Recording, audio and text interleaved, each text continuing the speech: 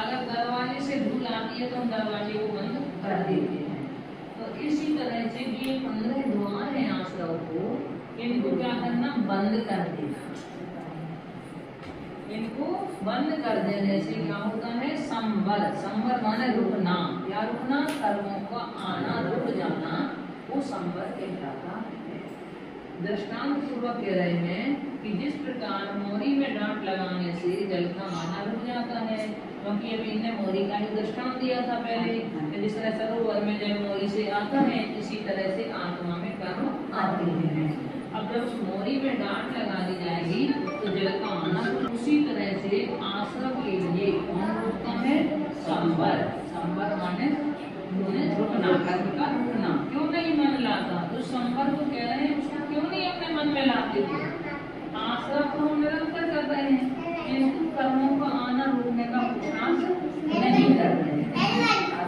अब संवर के कारण कौन कौन से हैं, तो 5 महाव्रत, 5 समिति, 3 नीति, मन वचन काया, 3 गुप्ति, 10 प्रकार का धर्म और 22 प्रकार के परिचय और 12 भावना।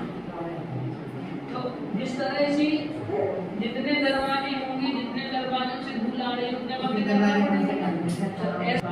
आश्रम के द्वार है, तो सबका भी संवर के भी द्वार है।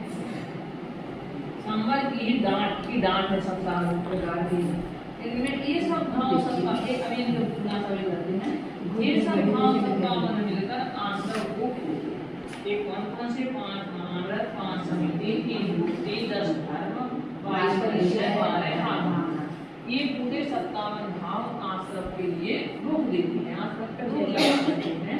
तो कह रहे हैं ये चेतन अब स्वप्न दशा से जागा, कहाँ पड़े सूर्य हो, तुम निरंतर आश्रम कर्म में लगे हुए हो, अब कम से कम संवर का उपाय करो। स्वप्न जो सुख देख रहे हो तुम, स्वप्न में लेके निरंतर आश्रम कर रहे हो, अर्थात पर पदार्थों को इच्छा मान करके स्वप्न में संसार में कौन आनंद मान रहे हो।